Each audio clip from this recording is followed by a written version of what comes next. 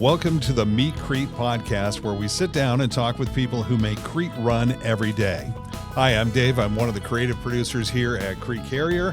And for our inaugural episode, I thought it would be probably apropos to have somebody that I work with every week, somebody that I know, somebody that you know, but may not know real well. Everybody, today we're going to meet Tim Aschoff. Hey, it's great to be on, and a lot of pressure here for the inaugural show. I know. Thanks for being the guinea pig. I appreciate that. You've been here a long time, haven't you?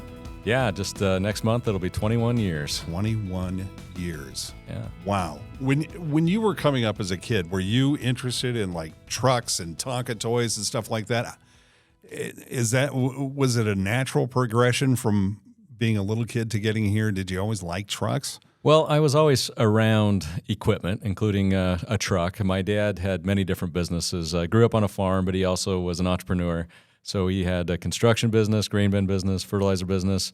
So that included having, some smaller, called mid-sized trucks with some flatbeds and things. But also he had a cab over Ford that we hauled construction equipment with, as well as, steel and some other things. So I actually had the opportunity to drive that cab over Ford before I ever drove a car. Now, it wasn't legal and it wasn't out on the roadway, but I can say I drove a truck before a car. Where was the farm at? Where did you grow up? I grew up in northeast Nebraska, a small town called Madison, and it's a town of about 2,000. So, in that town, it was one of those great small town America. You knew everybody. My dad had his businesses in that town, so I got to know everybody working with them, and it was great. I loved it. I should have mentioned right off the top that you're the chief operating officer of Crete Carrier Corporation and the president of Crete Carrier Trucking, correct? Correct. Okay, good. He's my boss. I have to get this right. So, after the farm, you've got to go get educated, figure out what you're going to do with your life and all that kind of stuff. Was trucking a thing then, or did you go to school for something else? Well, it was business. And so, again, I grew up with my dad and being an entrepreneur. My mom worked in the business as well, so it was kind of in the family to go out and be a part of a business. So I went to business school, and I was back for, I think, the second summer. And my dad, said, well, what do you want to do, son? And, kind of one of those conversations. I got these businesses, and I either got to get a lot bigger or I need to sell a big part of it because of what was going on in the industry. And he said, so I think I'm going to sell, and you go out and do what you want to do. And I said, well, I kind of want to do what you were doing. And he says, well, then go be a lawyer, because whatever I do, I need a lawyer to be involved. So I ended up in a program that was a business law program. It was a 3-3 program where I got through business school kind of accelerated and through law kind of accelerated, so I could get out there and put it to practice, so to speak. Okay, so where was undergrad? Undergrad was at Creighton University in Omaha, and so was law school. In law school, you went to Creighton. Yes. And so you've got to be happy and kind of disappointed with this last weekend in their basketball performance. Yeah, no, it was an exciting weekend. It was great to get as far as the Blue Jays did. Fun to watch, and so proud of the team. We've got a great coach, just a great person, and really develops the players into young men still. So that was fun to watch. It was a lot of fun to watch, although it was very heartbreaking the way that it ended. But well, we'll move on. Yeah. So you become a lawyer. What's the path to bring you to Crete eventually? Yeah, so after I got out of law school, I actually wanted to get a little experience in the world of law. So I clerked for a federal judge for 2 years. Then went to practice in a law firm in Omaha, Nebraska, but knew I wanted to get in business. So I had an opportunity to go in-house for a telecom company out in Denver, Colorado. So that kind of got me still in the legal world, but inside of a business, and was out there for a couple of years. And after I was there, I got a call saying, hey, we'd like you to come back to Nebraska. Would you come to Nebraska to be general counsel for Crete Carrier? As well as another company here in Lincoln called Duncan Aviation. At the time, they shared their general counsel. Oh, that's interesting. Yeah. Is that a common thing? Not really. Not typical, but two well-run, family-owned businesses, at the time smaller, both of them. So just had been a tradition that they had shared that position, and gave me great exposure to a couple of different transportation businesses. So you're working the legal side for Crete Carrier while you're here, and you learn the business, and I'm just assuming that you work your way up to where you are now. Yeah, after about 5 years of doing general counsel work, I also moved into some of the risk management area of the business. So after kind of the general counsel role, took on a lot of those functions, and then from there graduated into the chief operating officer business, and then about 5 years ago, the president as well. So it's kind of weird, the path your life takes. You don't wake up when you're 5 and go, I'm going to be the president of a trucking company, or I'm going to be in broadcasting, or whatever. It's just you can't really plan on it. Life kind of gets in the way, but fortunate things happen to you, and you end up somewhere different. Are you happy where you ended up? Oh, yeah, absolutely. You know, life does kind of take you in different directions, but it's also partly because you have to be willing to take some risks and do some things differently. You know, my wife and I both grew up in Nebraska. When, you know, after we got married, we never said, well, we're going to move to Colorado in 2 years or 3 years. But, you know, the opportunity came up, and, you know, had it really probably not been for that opportunity, I wouldn't be here either, because, you know, part of it was who I'd worked for, and then if I was still working for that person and hadn't left, he probably wouldn't have recommended me to come back. So, you know, you got to be willing to do some things that maybe aren't the way you were planning it, but it has a way of working itself out. Can you talk about your family real quick? Yeah, absolutely. Yeah. So I've been married for over 25 years now. My wife is also from Madison. We grew up together. We never dated in high school. So we're not the high school sweethearts when everybody thinks that they hear that. But after we both went to college, started dating, got married after I graduated from law school. She was an elementary ed teacher at the time. Then we started having children and moved to Colorado at the time. So her license didn't work out there, so she started staying home with the kids. And we have 4 children. We have 2 girls. My oldest is about to graduate from the University of Nebraska at Lincoln, and she's going to be a 3rd grade teacher here in Lincoln. Oh, that's great. My second is a sophomore out at the University of Nebraska at Kearney, and she plays basketball out there and is in the business school. And I have 2 boys in high school yet, a junior and a freshman, and you know, they're trying to find what they're going to do in the future, but enjoying high school in the meantime. Are you going to tell the boys to go be lawyers? I don't know. You know, I have this thing that when my kids ask me, well, what should I do? I think what I've learned is, well, you know, you got to find what's going to make you happy. And, you know, fortunately I did find what makes me happy too. And that was, you know, good advice from my parents at the time, but it's harder. I think it's harder these days because, you know, back then, or, you know, when I was in high school and things, and especially from the small town, you weren't presented all these different avenues to go. You either kind of did what your parents did, or you found, you know, 1 or 2 schools that you went to. Now there's so many opportunities out there. It's almost hard for me to say I can tell you this is what you should do. Yeah, totally.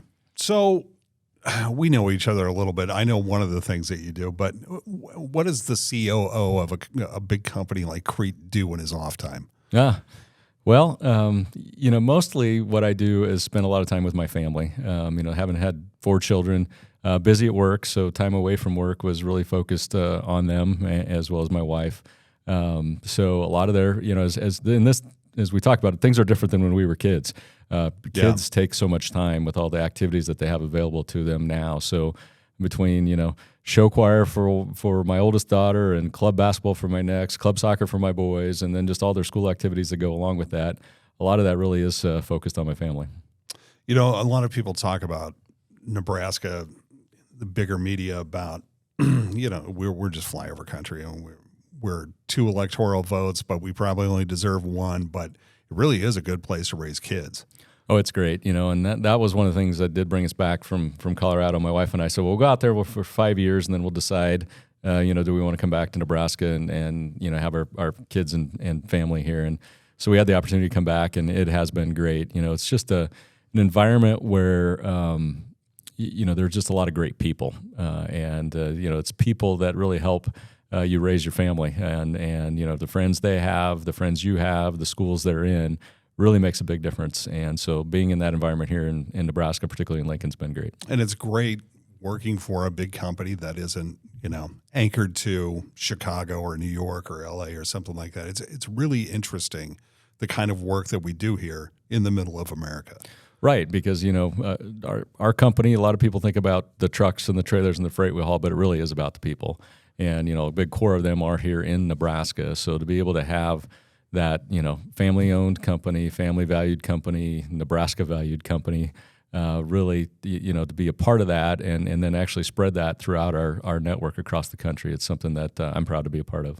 Since I have your ear once a week for about 30 seconds or so, but since I have you and you're captive and you're on camera, you have to stay. You can't get up. When can I get you in one of those Don't Be a Paul videos? Well, I don't know if Paul would license me the rights to pretend to be him. I think he's doing a pretty good job, and I think he enjoys it. We just have to find a way where you scold him or something. Maybe put him in detention or prison, or I don't know. Well, knowing you, I know you a little bit too. You're creative enough. You'll come up with something. I'll come up with something if you'll do it. Right. If you'll show up, I'll write it cool. So, Creighton basketball, we talked about it a little bit earlier. This coach, man, I was really, really impressed by what little I saw. But you getting predictions for the upcoming seasons for Creighton? Well, like basketball anymore, it's like, okay, what players stay, right, and who do you pick up in the transfer portal and recruiting? And he has a great group of kids, and I'm hopeful that the core of them will stay. A lot of them have opportunities to go to the next level. I don't know that there's a better place, and I'm a little biased for a player to go than Creighton. Right now, they have a Sweet 16 2 of the last 3 years. A lot of players could be coming back. Solid coaching staff that's remained consistent over the years, and just great community and state support, I think. So hopefully he'll be able to keep his core, add a few around the margins, and we'll have a good run again next year. I talk to drivers all the time, and they say the same thing about you and Eric Cutter as well, mm-hmm, which is you guys are available and that they can communicate with you. And I'm interested as to, number one, why wouldn't a COO delegate that? Because I've worked for places where they actually do that. Like, go talk to him. I don't do that, mm-hmm, right? And number two, what's the philosophy behind making yourself readily available to drivers and people that work in the building even? Well, I think those two questions maybe have a similar or maybe even the same answer. I mean, I think if you as the head of a company delegate something as critical as knowing what's going on day to day with your people, you're going to miss a lot. I learned so much, from hearing directly from our drivers that are out there, across the country facing different issues, whether it be, internal issues, whether some of the things that we can improve upon, external issues, whether it's with a customer or weather or traffic or parking or other things. We have a great team. We have a great team across the company, and from the people that our drivers deal with in operations and fleets and maintenance and payroll and all the other departments. We have a great team, and they assist our drivers so well, and I'm so proud of everyone that does. But it's still good to get that firsthand feel right directly from the team about, at the end of the day, this is what we think is happening, what we see is happening, but how is it on the other end of that? And really can learn a great deal from sitting down and having that conversation with our drivers or any team member across the company. I'm here a very short time comparatively to you. It'll be 2 years tomorrow. Yeah, wow. Yeah. Congratulations. Hey, thanks. Can I stay? Yes. Okay, please thanks. Do. You just got to ask the guy while he's on camera. Let's do it again next year for your 3-year anniversary. Okay, cool. Right. In the short time that I've been here, though, one of the first things I heard when I came in here is that, Crete's a family. Schaefer's a family. Well, a lot of people say that, and I've worked for companies where we're a family. No, we all get paid the same from the same place, but we're not a family. But here it really is. It's unbelievable. Like, I'll travel to Marietta and I'll talk to the same guys, and they'll ask me questions about, how's your family and this and that. It really is a family atmosphere. How do you get that to work? Well, I think a couple of things. First off, just by having the right people in the family. We do have so many great people across the country, as you mentioned, and people that have a similar philosophy as ours or similar values of ours, I think is very, very important. So, we talk a lot about hiring, the right drivers out there for, safety, for customer service, for reliability. It's the same everywhere in the company. So having the right quality of people, I think, first off, is very important. And then second, creating an environment where you can feel comfortable having those conversations. Being a family doesn't mean, everything's all hunky-dory all the time and we're all just patting everybody on the back. It means, hey, we treat each other with respect. We challenge each other when you should. You hold people accountable when they should, just like, sure, my boys aren't doing their chores when they should be. I got to go and tell them you got to. That's part of being it. But at the same time, you're doing it with respect. You're doing it in a way that's professional and in a way that, you're gonna come back to work tomorrow and you're gonna see that same family member and you're gonna want to be with them. It's pretty amazing the way it works, and it's nice to be a part of that. Thanks for doing this. Yeah. Thanks for being the very first episode. It was very Great. cool. It was a lot of fun, and I hope everyone out there enjoys it, and I hope to see many of the Crete and Schaefer family members over the next coming months. There you go. You just met Tim Aschoff, and thanks for watching and listening to the Meet Crete podcast. If you clicked on a link to get here, just a reminder that you can go to our YouTube channel for Crete Carrier, and they'll have all the episodes that we're going to have upcoming. So there'll be a lot more of these.